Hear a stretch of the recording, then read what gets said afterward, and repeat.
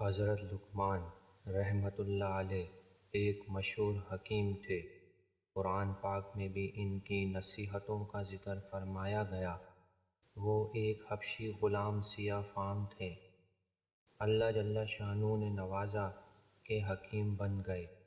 بعض روایات میں ہے کہ حق تعالی شانہ نے ان کو اختیار دیا تھا کہ حکمت اور بادشاہت میں سے جس کو چاہیں پسند کر لیں، تو انہوں نے حکمت کو پسند فرمایا۔ ایک مرتبہ ایک شخص ان کے پاس سے گزرا۔ ان کے پاس اس وقت مجمع بیٹھا ہوا تھا۔ وہ کہنے لگا، تو فلاں قوم کا غلام نہیں ہے؟ انہوں نے فرمایا کہ ہاں، میں ان کا غلام تھا۔ اس نے پوچھا، کیا تو وہی نہیں ہے جو فلاں پہاڑ کے قریب بکریاں چرایا کرتا تھا؟ انہوں نے فرمایا کہ ہاں، میں وہی شخص ہوں۔ اس نے پوچھا کہ پھر تو اس مرتبے تک کیسے پہنچ گیا؟ انہوں نے فرمایا کہ چند چیزوں کی پابندی اور اہتمام کرنے سے۔ وہ چیزیں یہ ہیں: اللہ تعالی شانہ کا خوف اور بات میں سچائی اور امانت کا پورا ادا کرنا اور بیکار گفتگو سے احتراز کرنا۔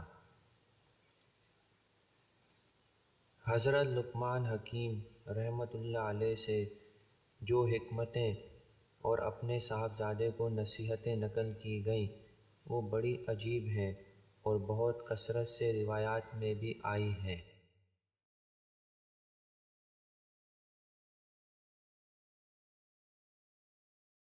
بیٹا، علماء کی مجلس میں کثرت سے بیٹھا کرو اور حکماء کی بات اہتمام سے سنا کرو۔ اللہ تعالی شانہ حکمت کے نور سے مردہ دل کو ایسا زندہ فرماتے ہیں جیسا کہ مردہ زمین زوردار بارش سے زندہ ہوتی ہے۔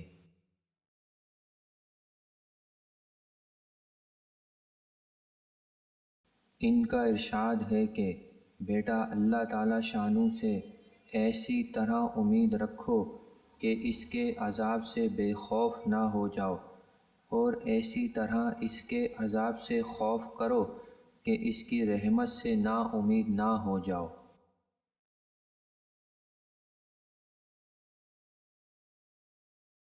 ان کا ارشاد ہے کہ بیٹا، جب شیطان تجھے کسی شک میں مبتلا کرے تو اس کو یقین کے ساتھ مغلوب کر، اور جب تجھے عمل میں سستی کی طرف لے جائے تو قبر اور قیامت کی یاد سے اس پر غلبہ حاصل کر۔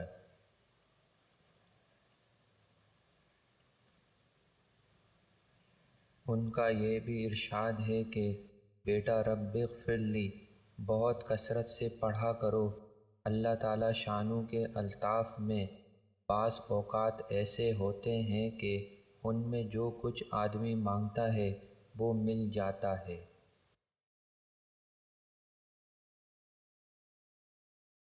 ان کا ارشاد ہے کہ بیٹا، نیک عمل اللہ تعالی شانہ کے ساتھ یقین کے بغیر نہیں ہو سکتا۔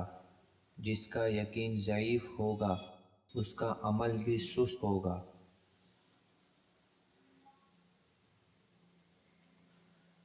ان کا ارشاد ہے کہ بیٹا، جو شخص جھوٹ بولتا ہے اس کے منہ کی رونق جاتی رہتی ہے، اور جس شخص کی عادتیں خراب ہوں گی اس پر غم سوار ہوگا، اور پہاڑ کی چٹانوں کا ایک جگہ سے دوسری جگہ منتقل کرنا احمقوں کے سمجھانے سے زیادہ آسان ہے۔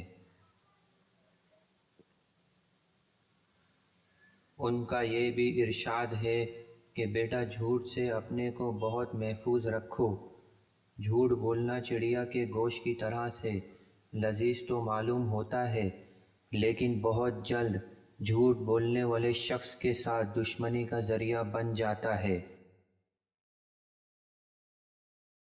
ان کا یہ بھی ارشاد ہے کہ بیٹا، جنازے میں اہتمام سے شرکت کیا کرو اور تقریبات میں شرکت سے گریز کیا کرو، اس لیے کہ جنازہ آخرت کی یاد کو تازہ کرتا ہے اور شادیاں تقریبات دنیا کی طرف مشغول کرتی ہیں۔ ان کا یہ بھی ارشاد ہے، بیٹا جب پیٹ بھرا ہوا ہو اس وقت نہ کھاؤ، پیٹ بھرے پر کھانے سے کتے کو ڈال دینا بہتر ہے۔ بیٹا نہ تو تم اتنا میٹھا بنو کہ لوگ تمہیں نگل جائیں، اور نہ اتنا کڑوا بنو کہ لوگ تھوک دیں۔ بیٹا تم مرغے سے زیادہ عاجز نہ بنو کہ وہ تو سحر کے وقت جاگ کر چلانا شروع کر دے اور تم اپنے بستر پر پڑے سوتے رہو۔ بیٹا توبہ میں دیر نہ کرو کہ موت کا کوئی وقت مقرر نہیں، وہ دفعتاً آ جاتی ہے۔ بیٹا جاہل سے دوستی نہ کرو، ایسا نہ ہو کہ اس کی جہالت کی باتیں تمہیں اچھی معلوم ہونے لگیں، اور حکیم سے دشمنی مول نہ لو، ایسا نہ ہو کہ وہ تم سے اعراض کرنے لگے اور پھر اس کی حکمتوں سے تم محروم ہو جاؤ۔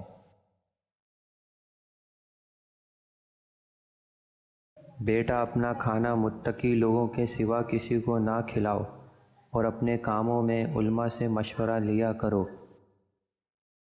بیٹا بدترین شخص وہ ہے جو اس کی پرواہ نہ کرتا ہو کہ کوئی شخص اس کو برائی کرتے ہوئے دیکھ لے۔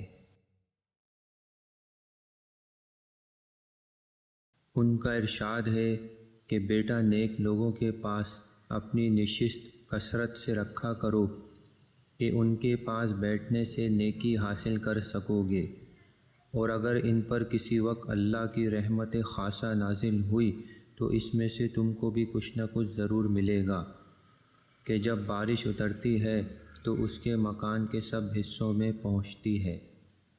اور اپنے آپ کو برے لوگوں کی صحبت سے دور رکھو کہ ان کے پاس بیٹھنے سے کسی خیر کی تو امید نہیں، اور ان پر کسی وقت عذاب ہوا تو اس کا اثر تم تک پہنچ جائے گا۔ ان کا ارشاد ہے کہ باپ کی مار اولاد کے لیے ایسی مفید ہے جیسا کہ پانی کھیتی کے لیے۔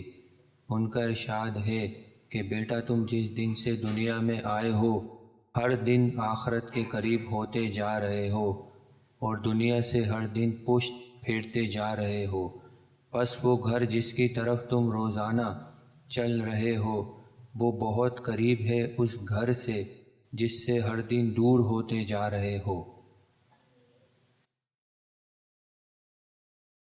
بیٹا قرض سے اپنے کو محفوظ رکھو کہ یہ دن کی ذلت اور رات کا غم ہے، یعنی قرض خواہ کے تقاضے سے دن میں ذلت اٹھانا پڑتی ہے اور رات بھر قرض کے فکر میں گزرتی ہے۔ بیٹا اللہ کی رحمت کی ایسی امید رکھو جس سے گناہوں پر جرأت نہ ہونے پائے، اور اس کے خوف سے ایسا ڈرو کہ اس کی رحمت سے نا امیدی نہ ہو جائے۔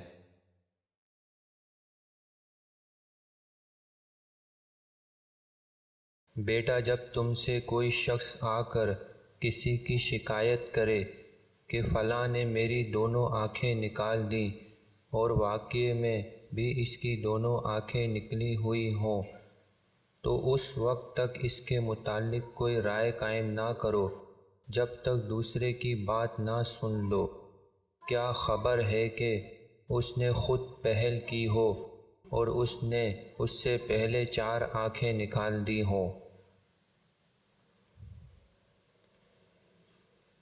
ان کا ارشاد ہے، بیٹا دنیا میں اپنے آپ کو فقط اتنا ہی مشغول رکھنا جتنی زندگی باقی ہے، اور وہ آخرت کے مقابلے میں کچھ بھی نہیں۔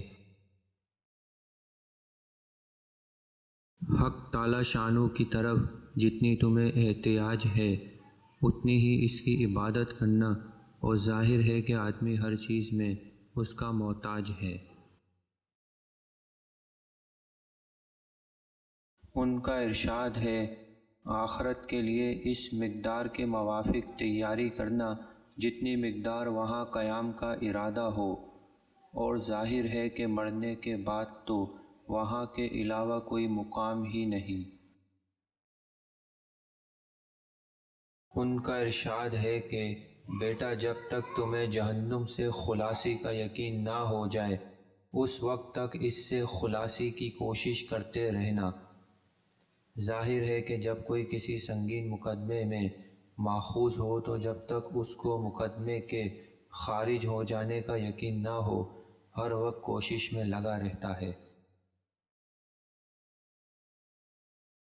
ان کا ارشاد ہے کہ بیٹا، گناہوں پر اتنی جرأت کرنا جتنا جہنم کی آگ میں جلنے کا حوصلہ اور ہمت ہو، کہ گناہوں کی سزا ضابطے کی چیز ہے اور مراحم خسروانہ کی خبر نہیں۔